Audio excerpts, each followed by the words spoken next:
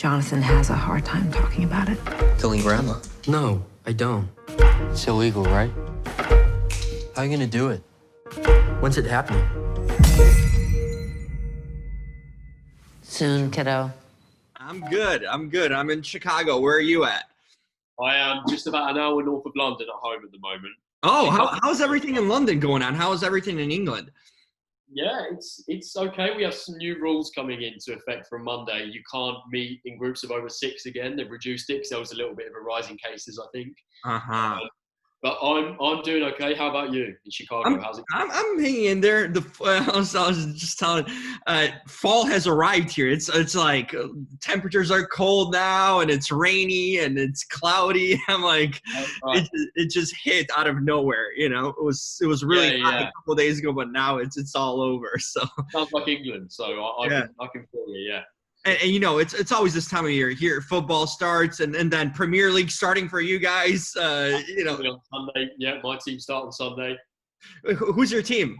Spurs, Tottenham. Oh, okay, Tottenham. Hey, I'm curious if they're going to recover this year. You know, last year they had a down year, but we'll see. You know, with Mourinho. We made a couple of good signings, and we kick off with Everton on Sunday. Have you seen the Amazon documentary about Spurs? I have not. You know what? I put in my queue. I have put in my. Is it good? I haven't gotten to really good. Did you see the Man City one? No, that's another one in my queue. I just stack them in my queue, but I haven't gotten them to check out. Well, watch the Spurs one first. It's really good. Okay, man. At Everton game, they got James Rodriguez. That's going to be a hell of a game too. So yeah. It's going to be a good one. Yeah. Oh man, that's awesome. So glad I get to chat with you a bit, man. I've been last few years you've been popping up on my, you know, films and TVs from Crawl to 1917 and Blackbird. I've been seeing you everywhere, you know, lately. That's cool. I've done a real sort of weird variety of work, but I've really enjoyed that. Yeah, everything's been super different, which is really good. It's crazy because, like, you're in one movie you're like dodging bullets and explosions. Next one you're dealing with like alligators. I'm like a wooden alligator in Crawl, and now you got a movie that's really it was. What I liked about this movie, it's like you have a tough issue to deal with. Obviously, someone dying and morality being questioned, but there's so much going on, so much dynamics. You can recognize like these people in your own lives. You know, the characters that there's so much richness to these characters in this movie. Kind of makes me want to start out asking you. How did you kind of get initially involved? Because in a sense, you're loaded by like an all-star, like an Avengers squad of a cast, and you're kind of the rookie coming in here in a sense, you know. That's a really good point. I hadn't thought of it like that, but yeah, they're all like the Avengers, and I was kind of the newbie that they discovered in some weird part of the world and just hired in the Avengers out of the blue. I guess that's. Totally. I mean, you have Kate Winslet. She's like Miss Titanic. You have Sam Neill. He's like Mr. Jurassic Park. You know, it's crazy. Yeah. I know. And I don't know. Do we have Thelma or Louise from Thelma and Louise? I can't remember. But Susan Sarandon was one of them. And that's right. Yeah, I always confuse those two actually. But you have one of them. We had Alice from Alice in Wonderland. You're right. That's right. Yeah, Mia. People. Yeah. Unreal. Yeah.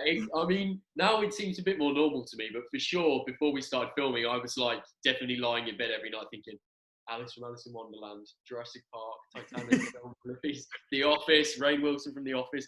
Yeah, it's bizarre, but I got it. It came through on an email, just like most auditions do for me.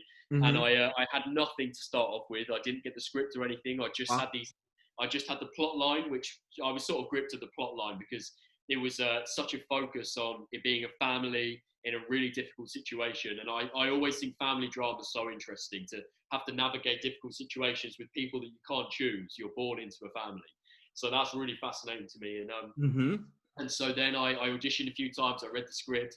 And then when I got the phone call to say I'd got it, and I was told, you know, Susan Sarandon, Sam Neill, Rainn Wilson, Mia Wasikowska, Kate Winslet, I was just like, okay. And I can't really remember the moments following that, to be honest with you. It's kind of just a pinch me moment. And then I remember when we first started rehearsals, we had like a week's rehearsals in London. And I decided that I definitely needed to turn up before everyone else and watch them all walk in. Just watch all of these like idols of mine walk in front and appear in front of me, which is exactly what I did. And now they're all my mates and we've all got a matching tattoo. Oh, what is that a tattoo of? A blackbird. Oh, there it is. Wow. Everyone on the cast got one? All 8 of us and the director. Wow. Who came up with that idea? I'm like fascinated by that. Well, I want to say I had mentioned it a few times, but Kate Winslet would probably have a go at me for that because I think it was probably her idea. But I remember Bex, we were sat in the makeup trailer one day. Bex Taylor Klaus, one of my other co-stars, said, hey, why don't we actually get a tattoo? And I think Kate Winslet jumped on the phone and was like, yeah, let's get a tattoo. And she called a tattoo artist and was like, yeah, we're going to get a tattoo. And we all gathered on the last day in where the place Susan was staying in. And we all just kind of had this nice sort of farewell party and a few drinks and all got inked. Wow. Did everyone get in the same spot or just kind of all over? No, bunch of different places. Wow. I think Roger the director got his there. Me, Sam, Raina, Bex all got us there. Susan got hers on her wrist, I think. I want to say Kate got it on her wrist as well. Lindsay got it on her shoulder. Yeah. That movie will always stay with you guys forever. I mean, literally, yeah. Literally. It was a really, really special moment for me in my life because it was my first time that I was working on a set every single day. It was my first lead role, and I learned so much from these incredible people. So it is something I want to remember forever. Anything in particular, either on set or off? I mean, that's a hell of a memory, the tattoo thing, but that really kind of, in a sense, maybe was like a light bulb moment for you, or just something that you really will keep with you going forward that you learned. I mean, I'd imagine there's a ton of things working with these people, but anything stand out in particular? For sure. I mean, the main thing is for me, which I will always remember and carry with me if I am ever lucky enough to reach the success that those guys have reached, is just how nice they are. You know, sometimes I think that you get this, sometimes there's like a preconceived notion that people can spread about A-list actors that they're kind of like not very nice, or that, you know, they're a bit rude, or they are obsessed with themselves. That was not the case on Blackbird. I was so lucky to work with these people who recognised that I was in a different stage of my career to them, obviously, and was so giving and helpful and supportive, and they just wanted to nurture me and guide me through this sort of weird experience. And the etiquette I learned from them of just never forgetting where you came from. And it's something that I will always remember and carry with me forever. And I would love for younger actors when I'm older to have the same sort of experience with me that I got with those guys. See, that's an altering thing, because moving forward now, whatever you work on, you always have that in back of your mind. You know what I mean? Like, it's kind of like treat others as they would treat you. Absolutely, yeah. Which is it's a good life lesson anyway. But certainly in my industry, when you're constantly, you feel naked all the time because you're just pouring your emotions out constantly to a room of strangers, effectively. Just something that I will always remember is just never make someone feel uncomfortable and treat them how you would want to be treated 30 years ago when you were starting out.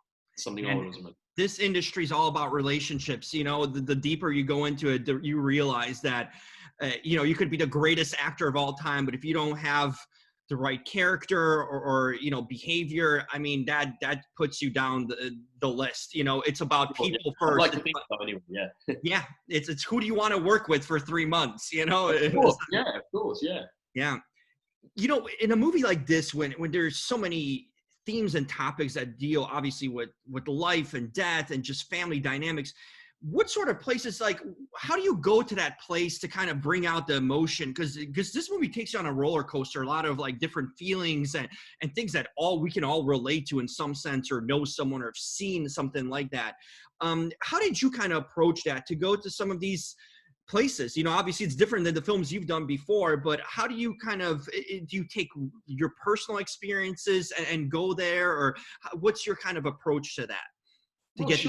Personal experiences are what fuel, you know, what I do, I suppose, because I can only take things from things that have actually happened to me. But certainly this was an experience. Obviously I've never gone through anything like with Blackbird, and I think we were so lucky that we had this script with just 8 actors, one setting in this house, and it went over a period of 3 days, right, in the script. And we were so lucky that we actually shot the movie in consecutive scene order, which is very, very rare. But we genuinely went through this sort of process of, in week 1, we were less familiar with each other in real life. You know, we didn't know each other as well. So you kind of have that awkwardness that you might get when you meet up with family that you haven't seen in years. And then by the end of it, we'd gone through like this traumatic 6 weeks in real life, this traumatic 48 hours in the script. And we'd sort of all broken down our barriers, become best friends, you know, gone through, like you say, an emotional roller coaster together. And we didn't want to leave each other. And, you know, in the script, we didn't want Grandma to die. So it was, you know, sort of what was going on in real life was translating onto the screen in a really sort of authentic way, which is, I think, something that will hopefully people see in the film. And so, you know, genuinely on the last day, we were all crying because we didn't want it to end, the same way as, you know, that our characters were crying that we didn't want Grandma to leave. It's unbelievable. You build that chemistry and it comes through on screen. You know, you guys felt like a real family in the faults and the flaws and the love and all these things. There was really that dynamic because if you don't get that right, then the movie's off in so many ways, you know? So that was so key in hearing that definitely makes sense now. Wanted to ask you about working on 1917. I mean, obviously that film garnered Oscars and just it's one of the top war films of all time, just in general films and the continuous shot. What was the set like of that film? I'm always curious to know what was like working on that film and the set, because obviously it was known for kind of the one, it wasn't one take, but the one scene that kind of flew throughout the movie. What was that set like and the camaraderie? Because that felt like another movie that you needed to bond with your castmates to really make it come home in so many ways. Absolutely. Well, what I can promise you is what you see on the screen is what was there. We didn't use green screen. The attention to detail in production design was just out of this world. It's like nothing I've ever seen before, and I probably will never see again. It was incredible. And you know, you see the hundreds of soldiers and stuff in the background, sort of, they were all really there, the extras. There was hundreds of us young lads out there in these trenches. And we were really getting up at 4 a.m, being in the trenches for 5:30, in there for 13 hours, carrying this heavy stuff in the wet mud, and it was hard. And you know, that again, like I said, you know, if you're really experiencing it in real life, it translates on screen. And I think when you watch that, you can see the struggles of what these men faced. And you know, the camaraderie was great. It was one of the most, from a personal point of view, you know, as an actor, it was one of the most enjoyable parts of working on that movie, because rarely do you get to work with so many young people. Right. Yeah, and you know, the banter on set was great, and it was just, you know, all the young people, all the young guys, and not just the actors, the crew as well. You know, like all the young crew, and we had a great time making that movie. And it was so much fun, is what I can say. I've had a lot of fun, really, which has been great. I've never really had a grueling task of making a movie. So that's pretty good. You know, you're still early in your career in so many ways, and for you to have that experience on these projects and with these icons in a sense of the industry, you know, that's pretty cool. That's something you take away and you keep it to your advantage in a sense moving forward. You know, what you learn and these experiences and friendships. You know, I'm sure you've made a lot of friendships through these films. You know. Absolutely. Well, I didn't go to drama school, so I have to learn and make friends somewhere. So obviously, there you go. Friends, you know, my local friends that I grew up with or whatever. But yeah, now I meet people from all over the world, which is really cool. And I'm sort of learning as I go along, which is great. And I guess you never stop learning. So my training is on the job. Well, finally, kind of wanted to end off asking. I like asking everyone, what are some of their, you know, being in this industry, you know, when you're on set, you're focused, you're in, and it takes so much commitment physically and mentally. But what are some things you like to do in your personal life? Any hobbies or interests that you kind of like to get away from and just do on a, you know, when you have that time and kind of freedom? Well, as I said, I'm a massive football fan, so I love going to watch Spurs, and I like play about with my mates and stuff, and play with my brother. And I love sports in general, and funnily enough, during lockdown, I never thought I'd get around to doing this, but I'm a real outdoorsy, active person. And none of my family play golf, but I always thought it would be something cool to get into. So with all this spare time, I've started learning to play golf. So that's something that hopefully I'm going to be able to do when I'm around the world filming. You know, if I'm on the other side of the world in Australia or something like that, I can, and I've got a day off, go to the golf course. So I'm learning a skill that I can take around the world with me that I can do in my spare time. How's the golf coming along? How's the you know what? It was my first time properly on the course yesterday, and if I do say so myself, I smashed it. My teacher said I did really well for the first time on the course. Yeah. There you go. Well, that's fun. I mean, and hey, in this quarantine, I mean, it's pretty. You know, you can be apart from someone golfing, so that's a good thing in there. Yeah, exactly. I mean, you don't have to stand near people. Yeah. Exactly. Oh, that's awesome. Yeah, stay active. I mean, I've been thinking about, I go to like the, you know, mini golfs, usually on dates. I take dates to like mini golf. But I've been thinking about going down to those ranges, you know, where you can just smack away the golf balls and just have at it. If there's anything I can say, it would be get lessons, because a bunch of my mates play golf, and they've been playing for years, and then they've seen me do it, and they're like, how do you do it like that? Like, you look like someone off the TV. And it's just lessons. I've only had like 4, but I know how to do it properly with the real technique. And my teacher says, if you really want to play golf, you've got to have lessons. No, makes sense. Well, hey, really enjoyed this film. I think it's a heck of a film with just powerhouse performances and just your projects in general. I've been a fan, so it's cool to see you kind of growing and evolving on screen and doing different things too. That really means a lot. Cheers. Absolutely. Hey, I'm rooting for the Spurs this year. I think Harry Kane needs to win that Premier League finally. Otherwise he's gone. I reckon he needs to win something. He's a legend. He can't finish his career having not won anything, and he needs to win something at Spurs. And he needs to win it with the Spurs. I would hate to see him leave to like a Real Madrid eventually or something, and then finally collect trophies. It needs to happen with Spurs. I think this is going to be a good year with Mourinho finally there for the full season. And I think that every bloody year, and it never works out. So let's keep our fingers crossed. Yeah. This is the year. I mean, I know Chelsea's stacked, but you never know. No, yeah, what they are on another planet at the moment, aren't they, with transfers? They got that American Pulisic. We're going to do it the real way without the money. There you go. Hey, you guys have been close the last couple of years, just so maybe it's now finally the turn. So I'll be rooting for Spurs. I've been rooting for him for the last few years, and I like to get him over the hump. Excellent. Thanks. Hey, Anson, I really appreciate your time and hope to catch up soon with you again. Absolutely, yeah. Nice to meet you. Thanks for having me. You too, my friend. Stay safe and healthy. Will do. You too. Cheers. Bye.